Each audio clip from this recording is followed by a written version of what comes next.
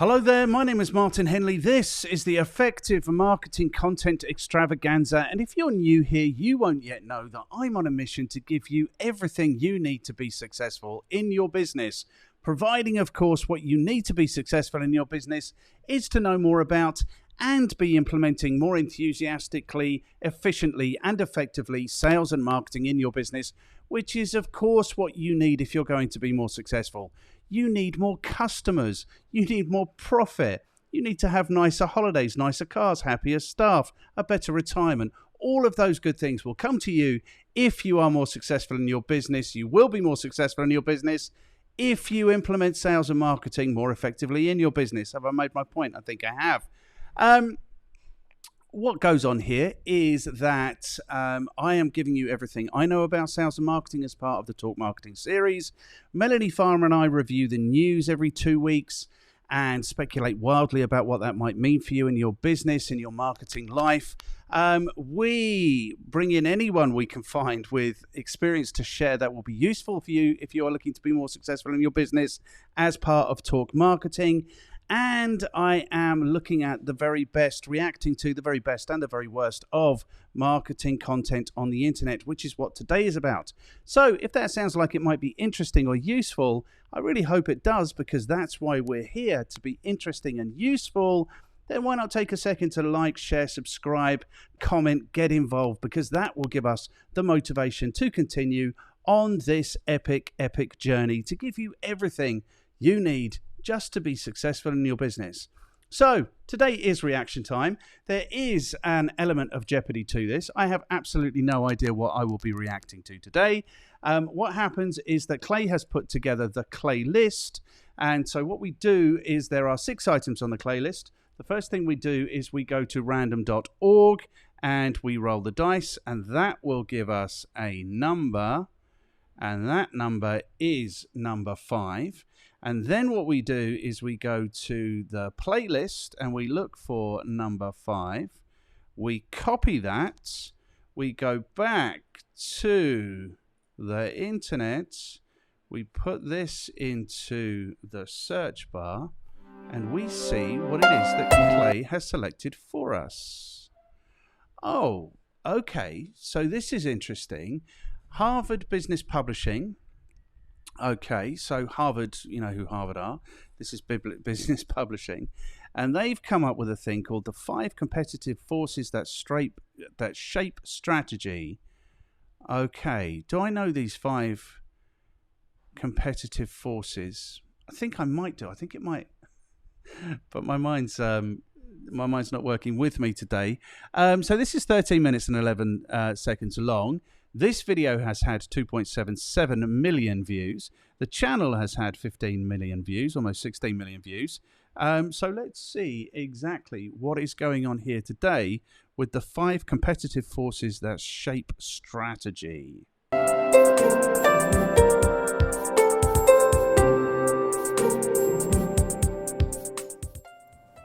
I'm Tom Stewart, editor and managing director of the Harvard Business Review. Our guest today is Michael Porter, professor at Harvard University and head of the Institute for Strategy and Competitiveness. He's the author of the forthcoming HBR article, The 5 Competitive Forces That Shape Strategy, a reaffirmation, update, and extension of his groundbreaking 1979 article, How Competitive Forces Shape Strategy. Mike, thanks for joining the program. To start, This is going to be weird if he's going to continue looking at the camera, not looking at the guy. Why is the guy behind him? Okay, so when did this come about? 14 years ago. Okay, so maybe we can forgive them a little bit. The Harvard guys, this looks awful. He's actually behind him. He's looking at him. He's looking at the camera. Okay, so let's see. So this is... Who is this? He said... I feel like this guy might be famous. I feel like this might be one of the things. Okay, let's just see again. Harvard Business Publishing, and it is Michael E. Porter. So let's not look at that very embarrassing introduction article, again. How Competitive Forces Shape Strategy.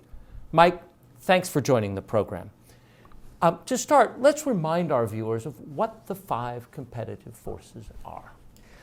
Well, Tom, The basic idea of the competitive forces starts with the notion that competition is often looked at too narrowly by managers. And the five forces say that, yes, you're competing with your direct competitors, but you're also in a fight for profits with a broad... Oh dear, how is my mind? I do this for a living.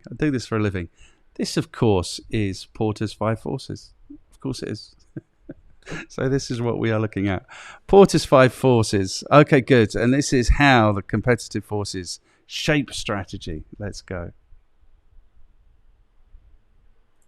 Broader extended set of competitors, customers who have bargaining power, suppliers who can have bargaining power, new entrants who might come in and kind of grab a piece of the action, and substitute products or services that essentially place a constraint or a cap on your profitability and growth.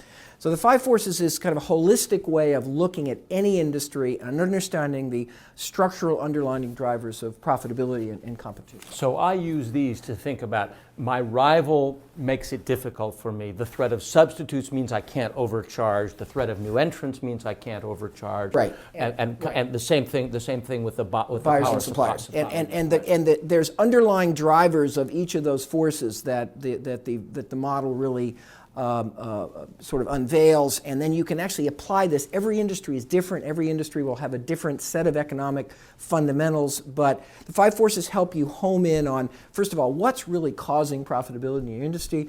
What are the trends that are the most likely to be significant in changing the game in the industry?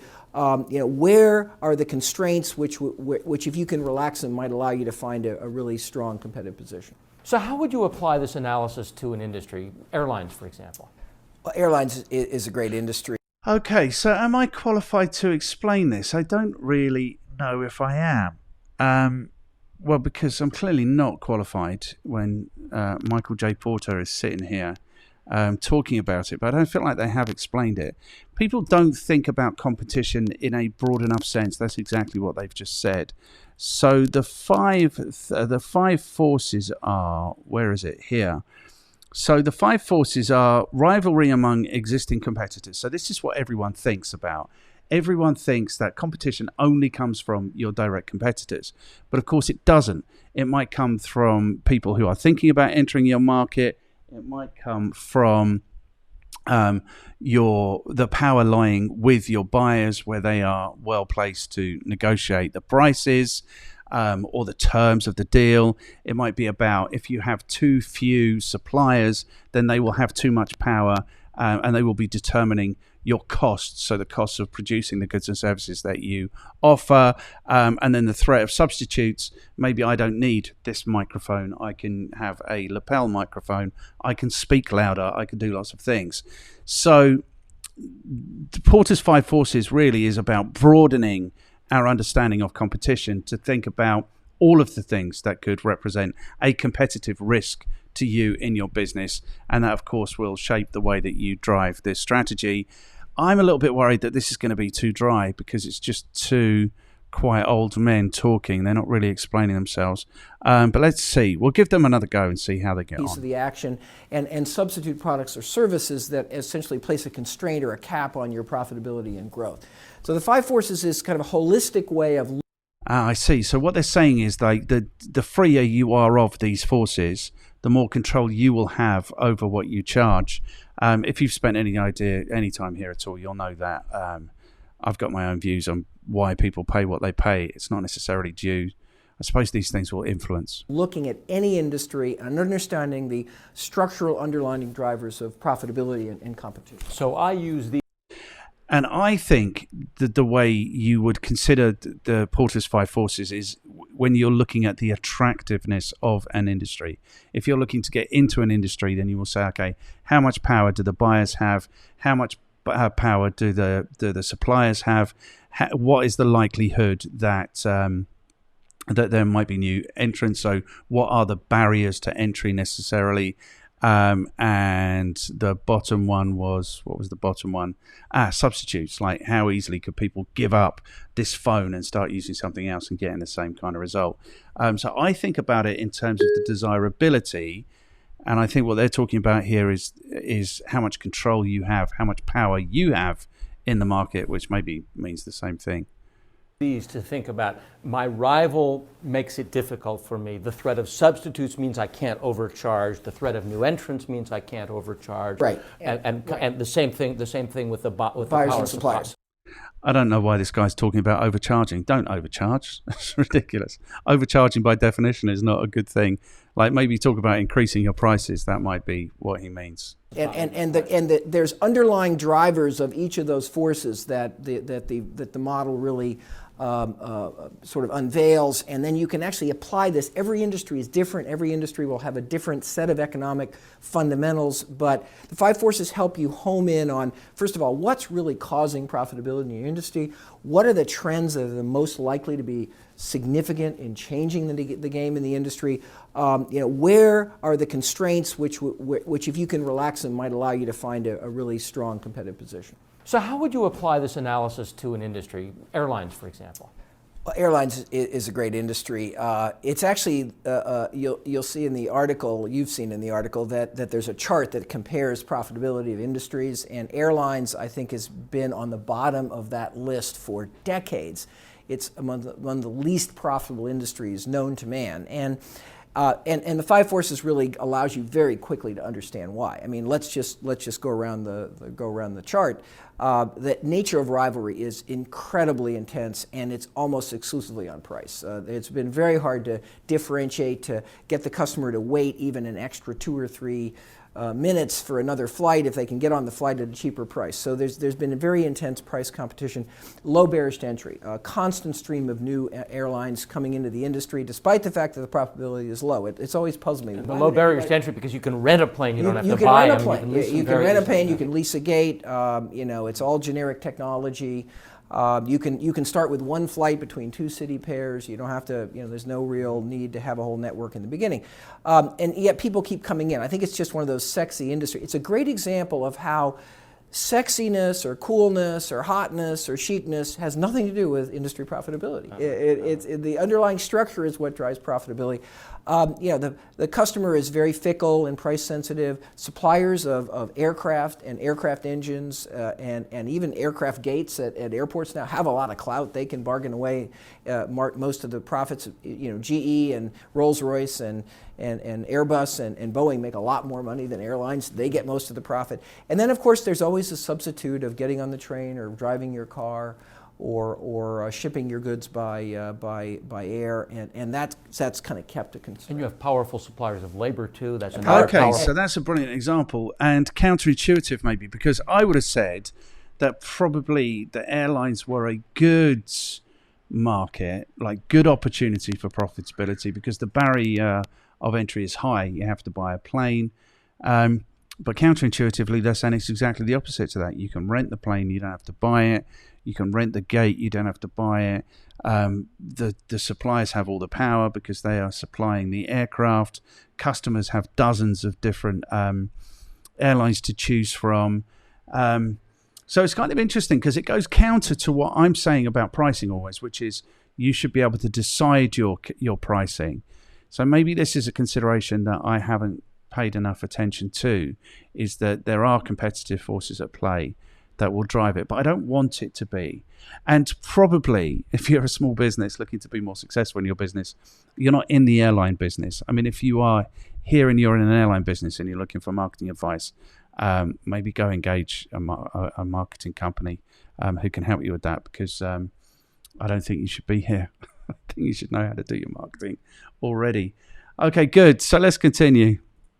Right, exactly. There's a great case where you have unionized labor, and unlike other industries, in this industry, particularly with the pilots, the labor can literally. Yeah, I wonder why staffing doesn't appear on Porter's five forces. Like labor is a huge cost, isn't it? Maybe that comes into suppliers. Shut you down, and there's no way around them.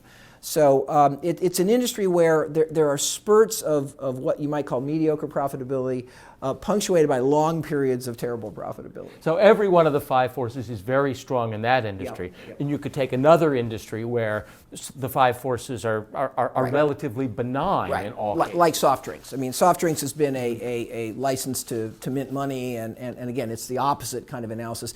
When I talk with students, we kind of joke around. There's 5-star industries where all the forces are attractive, like soft drinks. There's zero-star industries where all the forces are unfavorable, like airlines. And we're always trying to understand, okay, what's the configuration of... You can imagine how much fun they have in their lecture rooms trying to work out which are the most attractive industries. Soft drinks. I wouldn't have guessed soft drinks.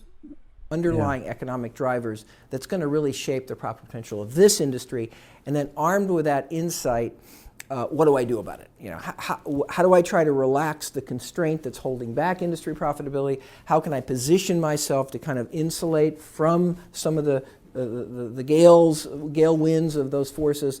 And those implications of the 5 forces are something that this new article has developed in much more detail. You conceived this framework nearly 3 decades ago, and it has been the most extensively used both in management scholarship and management practice of any strategy framework, and I mean, it really has it changed the definition of strategy in a lot of ways. In these 3 decades, what have you learned? What have you learned about the application of these ideas in the real world of business? Well, the wonderful thing, of course, we learned is that these concepts can be applied to literally any industry. It's a product, a service, high-tech, low-tech, emerging economies, developed economies.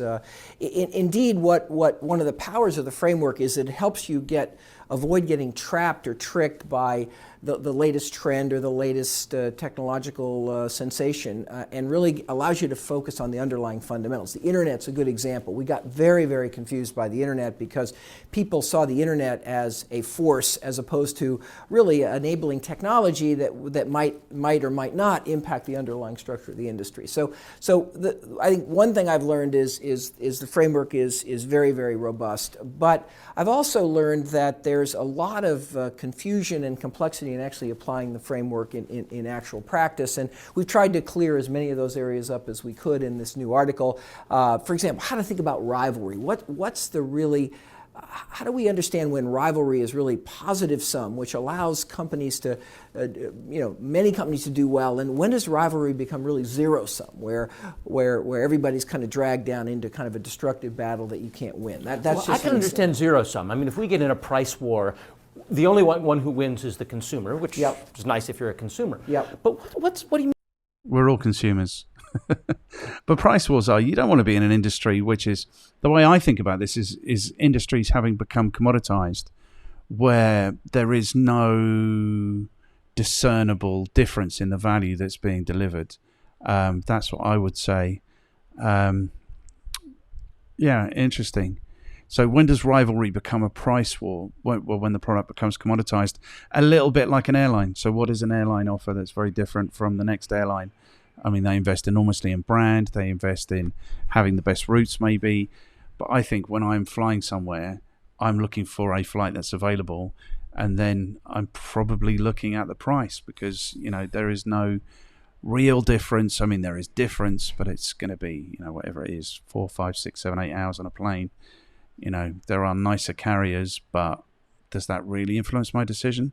I just want to get there as cost effectively as possible. What do you mean by positive sum competition? Well, the trouble with the zero-sum competition is then the consumer gets a low price, but they really get no choice. And in a positive-sum competition is where companies can compete on different attributes, services, features, customer support, that's actually relevant to particular groups of customers. And the most really positive-sum competition is where companies are really competing on different things in order to meet the needs of different segments of customers. So we're growing the pie and there's a piece for each of us. There's a piece of us. In fact, one of the things we talk about in the new article, one of the things I did in the new article that we really probably didn't have the experience to do so many years ago was really talk a lot about the implications. If this is the way competition works, what do you do about it? And one of them might be, in some industries, rather than go for market share against your rivals, you might be much better off just really expanding the pie, expanding the whole profit pool of the industry. That may be the best way for a market leader to actually improve their circumstances rather than to trigger a destructive battle with their head-to-head rival. How should a company use... Okay, so that's interesting because, I'm always thinking choice. Like, don't be in that market. Like, if it's hugely, horribly competitive, if you're going to be a slave to customers and a slave to suppliers, and there's going to be new people turning up all the time, and they can easily drop you for a new piece of technology or a different piece of technology, don't be in that market. But I suppose what he's talking about here is he's talking about you're in the market. How do you react? Does this have relevance to small businesses? I don't know. Is this like a corporate thing? I don't know. Get started using the 5 forces framework. You're working your strategy up. You decide this really works for me. How do you begin? Well, I think industry analysis and looking at the competitive environment is, of course, probably the starting basic discipline of any strategy formulation process. If you don't know, it is, and people don't do it. So now they're talking about situational analysis. Do your situational analysis and know your situation. What your industry looks like, if you don't know how it's changing, if you don't know what the drivers of competition are, you might as well, strategy is going to be, marginally useful if not destructive. So we got to start with industry analysis. Figuring out what your industry is and drawing the right boundaries. And that's not always easy. It's not always easy. We've added a box in this new article which really addresses that question because I encountered so many companies that struggled with industry definition. Identifying really what the industry structure is in your particular industry. And then there's another thing that a lot of managers do. They kind of go through the industry analysis and they say, okay, this is good, this is bad, this is good, this is bad. So this is a attractive industry or an unattractive industry. But of course, the real question is, how's that industry changing? Some have taken the 5 forces as really a static snapshot. But of course, the 5 forces give you the tools for understanding the dynamics and where's that industry structure changing, how are buyers and suppliers and substitutes and potential entry evolving, and then what implications does that hold for your strategy? How do you position yourself to find that spot within the industry that you're where you can command a really good profit given the 5 forces? How can you maybe reshape the nature of the industry structure? And we've got some great new examples that are very, very contemporary in this article that I think will help the manager community and the investor community really understand the application of this. Sometimes when people think about strategy, they think about a group of people, maybe from a management consulting firm or maybe on the 33rd floor of the building, whatever it is, but this sort of elite strategy priesthood that goes and does this, and they're almost divorced from the rest of the management of the company, the 99% of the other people working in the company. How can a strategy become part of the day-to-day life of a working stiff manager in a company? How do you apply this framework, this thinking? How do you use it? Well, we think that this way of looking at an industry needs to be very, very broadly understood in the organization. I mean, and the thing about it is that managers, even rank and file employees, it's intuitive. People understand. We have these customers, we have these suppliers. We're struggling with them every day. They're trying to get a better deal. We're trying to get a better deal. So intuitively, I think this is a way of helping people sort of step back from all the excruciating little details that characterize any business and say, what's really important here? And then, of course, we've learned that strategy is completely useless, again, unless the results of the strategy process, the position that you choose to occupy, the way you're going to drive your company, is well understood quite broadly. Because the number one purpose of strategy is alignment. It's really to get all the people in the organization making good choices, reinforcing each other's choices, because everybody's pursuing a common value proposition, a common way of gaining competitive advantage. So, I remember when I wrote this article, there were many people who believed that strategy documents should be locked in the safe at night and should not be made available to the rank and file. There was a concern that some competitor would find some secret. Well, we've actually learned now that it's the opposite. You've got your employees got to know your strategy, your channels have to know your strategy, your suppliers have to know your strategy, and your competitors probably knew it already. Well, and frankly, if again, the competition is not zero sum. If every company finds a unique need that it can set out to meet, if it tries to deliver something different than its rivals, multiple rivals can be successful. And if your competitors kind of understand what you stand for. Yeah, so this goes to, sorry I'm not reacting much, I'm kind of interested because I do teach this stuff and it's probably a long time since I've thought about it this much. But it does go to like the basic of free market economics. Do you know what I mean? That you should have lots of competition is good. And I think in 2022, you're going to be hard pushed to come up with something truly original, truly innovative, truly, original. And then if you do, you have to educate the entire world as to why they would need or want this thing. So this is interesting. Strategy for 100% is small businesses famously don't enjoy strategy because they get that sense that this is a highfalutin thing that, seniors do, and they just sit around talking about things forever. But actually there is, of course, especially if you've distributed it well in your business and your staff understand and your management understand and your suppliers understand and your customers understand and you're all marching in the same direction. That's first prize, 100%. So, yeah, it's interesting. Strategy, 100%. Everyone should be involved in producing it. Everyone should be involved in implementing it. That's the way strategies work.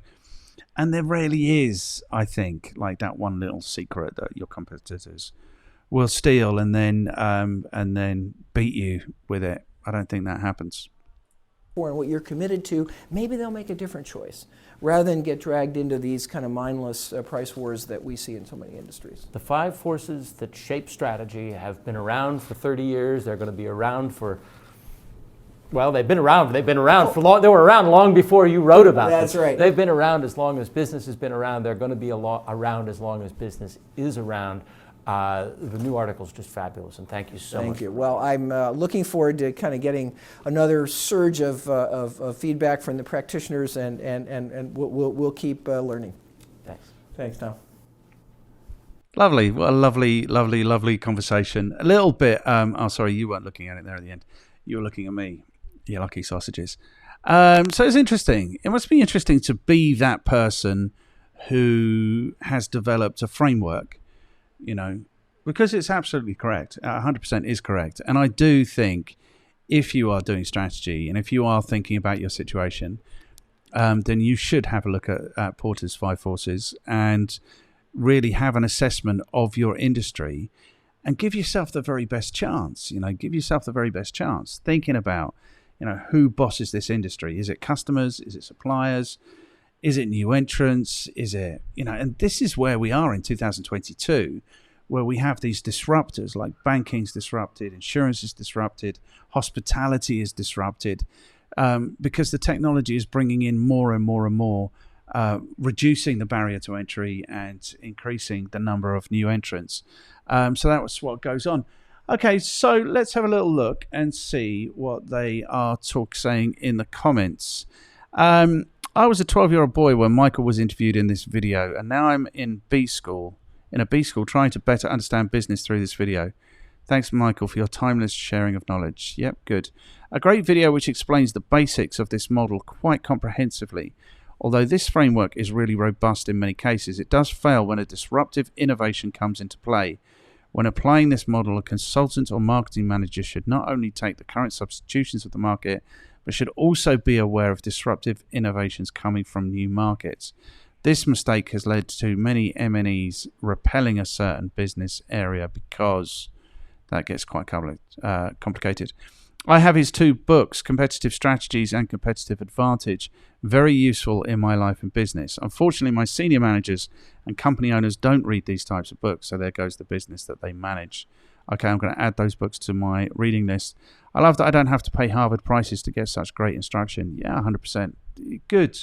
Yeah, I think Harvard I've not really invested very much in it. The article being mentioned here is actually the 3 assigned reading in my strategy course for the Executive MBA program, 10 years after it was published. I think Porter knows his stuff. 100% he seems to know his stuff. Okay, good. So people really like this. What do I think? I think do strategy. It's a really good idea if you're running a business. I think 80% of the strategy is understanding where you are. So that is about understanding which industry you're in. That is about understanding these 5 forces and how they are going to affect your ability to drive your success, drive your profitability. So 100% check that out. What else do I think? I think, I'm here. I'm doing this because I should be thinking about these ideas more and more. And I am thinking about them because I do this. And I'm glad you're here. And I'm hoping that you benefit from this also. So if you found this interesting, useful, motivating, any of those things, please take a second to like, share, subscribe, and comment, because that will encourage us to continue on this epic journey to provide you with everything you need to be more successful in your business. What you need from today's chat to be more successful in your business is to be thinking about your competition, to be thinking about these 5 forces, and to be thinking if you have enough control in your business, in your industry, to generate the kind of success that you deserve. And I hope that you find out that you do. And I hope that if you discover that you don't, that you transition very quickly to something that will serve you better. Thank you so much for being here again. We will look forward to having you back here sometime soon.